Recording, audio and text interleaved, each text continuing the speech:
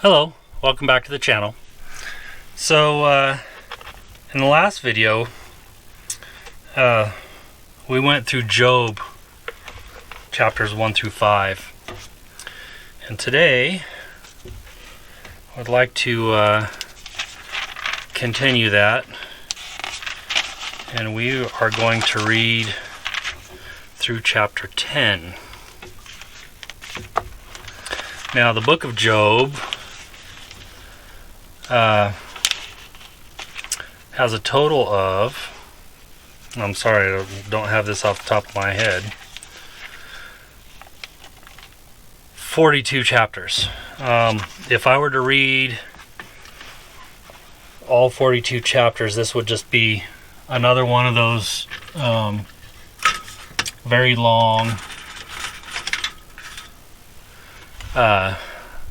videos. I like to try to keep these short, 20-30 minutes max. There are some videos that will be, under 10 minutes. But just a disclaimer, I'm not a preacher. So if you're picking this up, and if you haven't watched my last video, that's chapters 1 through 5. You might want to go read that and then come back to this one. But we're gonna just get right into it here. So leave any comments down in the comment area if you understand what I'm reading. It'll help people out. And before I start reading, give me a thumbs up. It'll let me know if you like what I'm doing. Again, I'm not a preacher, so if you understand what I'm reading, please help out others by explaining it in the comments. So, chapter 6, Job. My complaint is just. So, again, we're reading out of the New King James Version. So, chapter 6. Then Job answered and said, well, maybe before I get to that, let me just read a little bit at the end of chapter 5. Just to kind of, and this is Eliphaz talking. So, the last 3 verses. You shall also know that your descendants shall be many, and your offspring like the grass of earth. You shall come to the grave at full age, as a sheaf of grain ripens in its season. Behold this, we have searched out. It is true.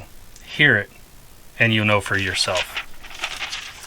So now, we're coming to Job's answer. Then Job answered and said, Oh, that my grief were fully weighed, and my calamity laid with it on the scales. With it on scales. For then it would be heavier than the sands of the sea. Therefore my words have been rash. For the arrow of the Almighty are within me. My spirit drinks their poison. The terrors of God arrayed against me. Does the wild donkey bray when it has grass? Or does the ox low over its fodder? Can flavorless food be eaten without salt? Or is there any taste in the white of an egg? My soul refuses to touch them. They are as loathsome food to me.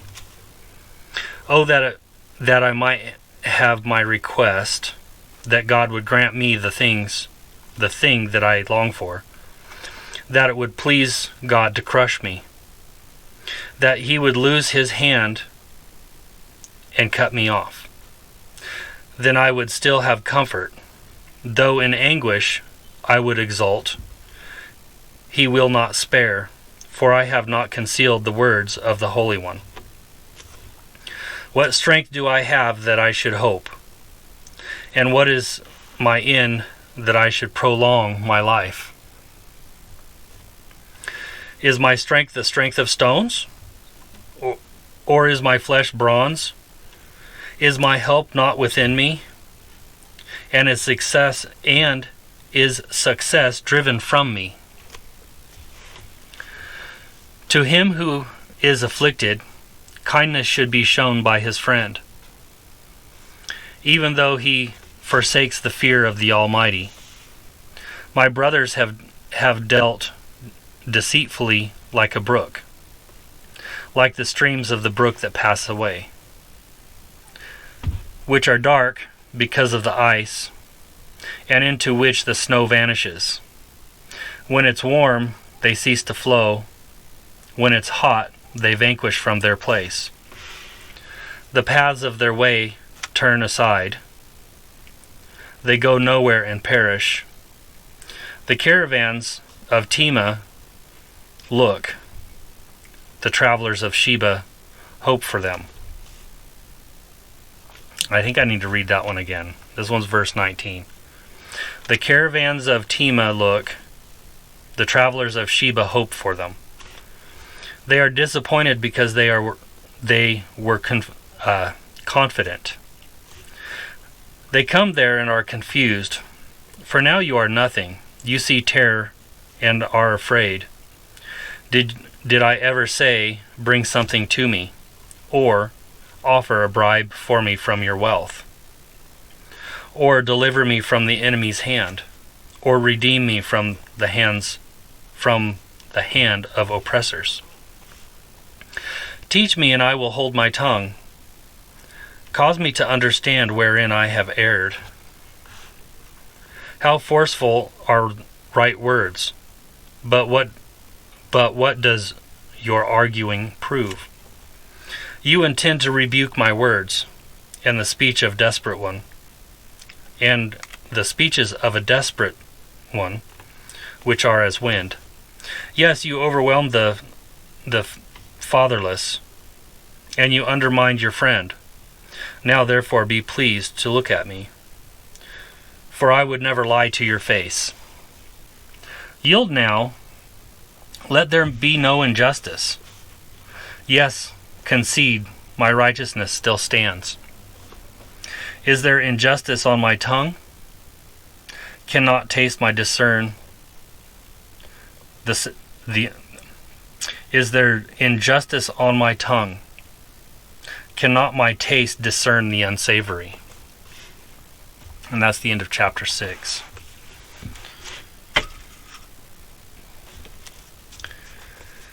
Chapter 7, Job.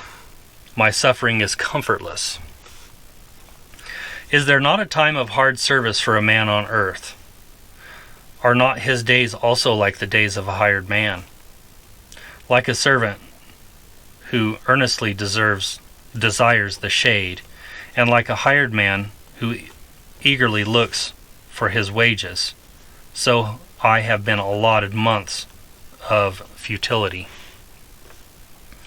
and wearisome nights have been appointed to me. When I lie down, I say, when shall I arise, and the night be ended? For I have had my fill of tossing till dawn. My flesh is caked with worms and dust. My skin is cracked and breaks out afresh. My days are swifter than a weaver's shuttle, and are spent without hope. Oh, remember that my life is a breath. My eye will never again see good. The eye of him who sees me will see me no more. While your eyes are upon me, I shall no longer be. As the clouds disappear and vanish away, so he who goes down the grave does not come up. He shall never return to his house, nor shall his place know him any more. Therefore, I will not restrain my mouth. I will speak in the anguish of my spirit. I will complain in the bitterness of my soul.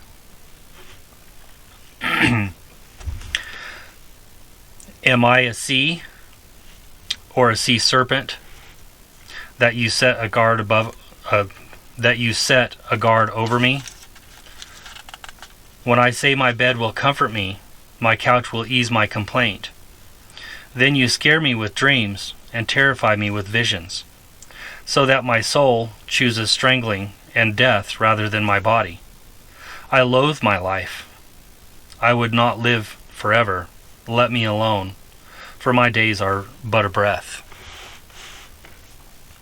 What is a man that you should exalt him, that you should set your heart on him, that you should visit him every morning and test him every moment? How long? Will you not look away from me and let me alone till I swallow my saliva? Have I sinned? What have I done to you, O watcher of men? Why have you set me free? Oh, let me read. That's not right. Let me. I don't know why I ad-libbed that. I have sinned. What have I done to you, O watcher of men? Why have you set me as your target, so that I am burdened to myself? Why then do you not pardon my transgressions, and take away my iniquity? For now I will lie down in the dust, and you will seek me diligently, but I will no longer be.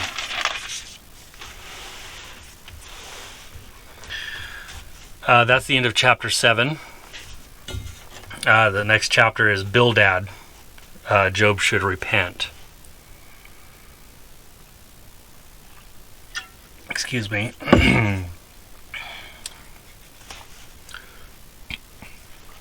Chapter 8. Then Bildad the Shuhite answered and said, How long will you speak these things? And the words of your mouth be like a strong wind. Does God subvert judgment? Or does the Almighty pervert justice? If your sons have sinned against him, he has cast them away for their transgressions. If you would earnestly seek God and make your supplication to the Almighty, if you were pure and upright, surely how he would awake for you and prosper your rightful dwelling place. Though your beginning was small, yet your latter end would increase abundantly.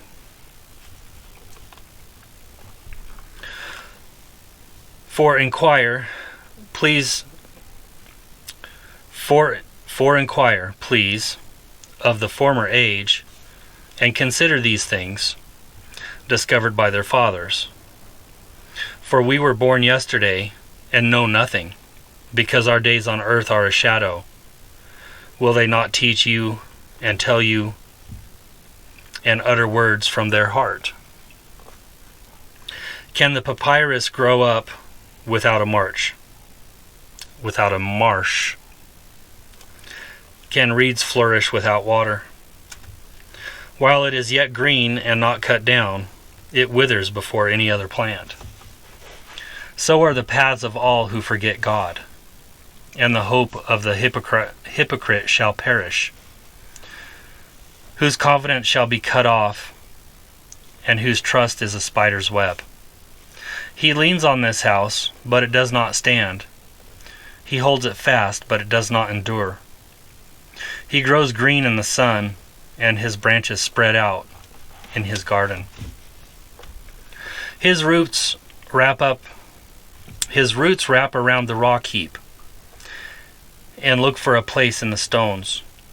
If he is destroyed from his place, then it will deny him, saying, I have not seen you. Behold, this is the joy of his way, and out of the earth others will grow. Behold, God will not cast away the blameless, nor will he uphold the evildoers. He will yet fill your mouth with laughing, and your lips with rejoicing. Those who hate you will be clothed with shame, and the dwelling place of the wicked will come to nothing. So that's the end of chapter 8, and that was Bildad. So chapter 9, Job, there is no mediator. Then Job answered and said, Truly I know it is so, but how can a man be righteous before God? if one wished to contend with him. He could not answer him one time out of 1,000. God is wise in his heart and mighty in strength. Who has hardened himself against him and prospered? He removes the mountains, and they do not know, when he overturns them in his anger. He shakes the earth out of its place, and its pillars tremble. He commands the sun, and it does not rise. He seals off the stars. He alone spreads out the heavens and treads on the waves of the sea. He made the bear, Orion, and Pleiades. I probably pronounced that wrong. Please correct me. And the chambers of the south. He does great things past finding out. Yes, wonders without numbers. If he goes by me, I do not see him. If he moves past, I do not perceive him. If he takes away, who can hinder him? Who can say to him, what are you doing? God will not withdraw his anger. The allies of the proud lie prostrate beneath him. How then can I answer him and choose my words to reason with him?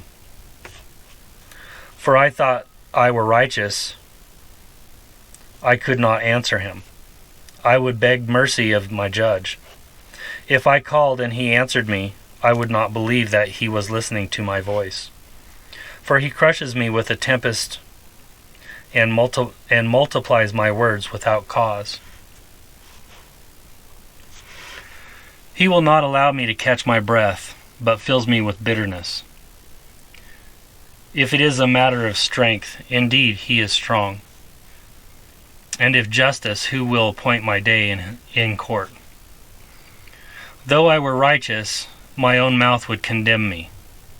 Though I were blameless, it would prove me perverse.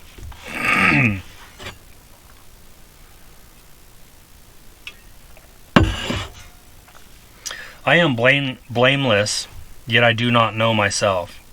I despise my life. It is all one thing. Therefore I say, he destroys the blameless and the wicked. If the scourge slay suddenly, he laughs at the plight of the innocent. The earth is given to the hand of the wicked. He covers the faces of its judges. If it is not he, who else could it be? Now my days are swifter than a runner. They flee away. They see no good. They pass by like swift ships, like an eagle swooping on its prey. If I say I will forget my complaint, I will put off my sad face and wear a smile. I am afraid of all my sufferings. I know that you will not hold me innocent. If I am condemned, why then do I labor in vain? If I wash myself with snow water and cleanse my hands with soap, yet you will plunge me into the pit, and my own clothes will abhor me.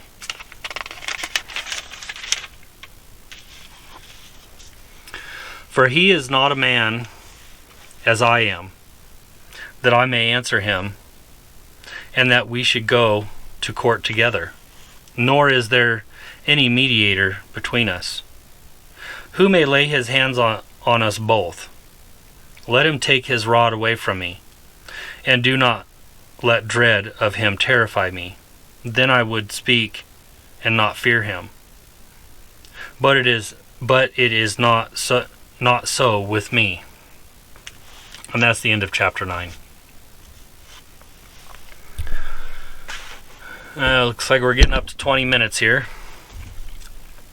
Okay. Chapter 10. I would plead with God.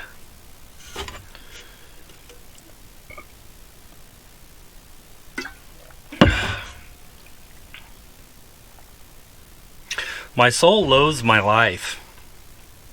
I will give free course to my complaint. I will speak in the bitterness of my soul.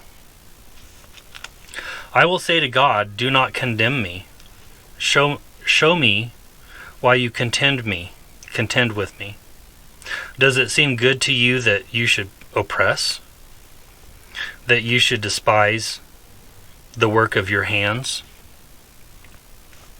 And smile on the counsel of the wicked?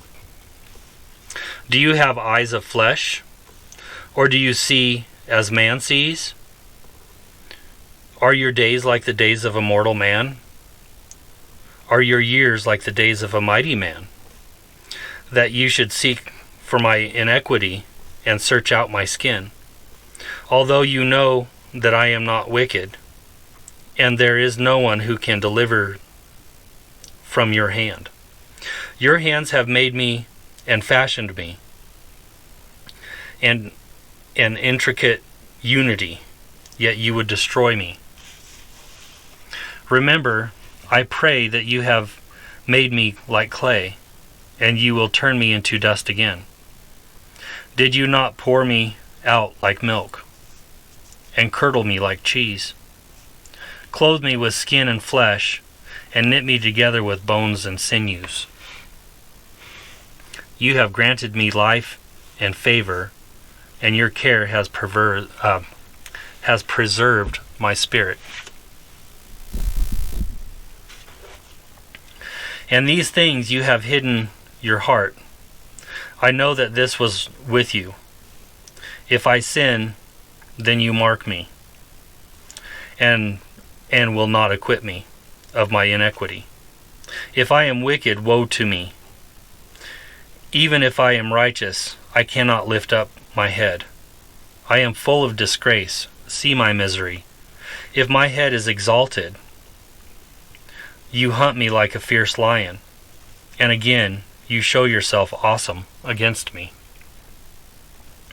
You renew your witness against me, and increase your indignation towards me. Changes and war are ever with me.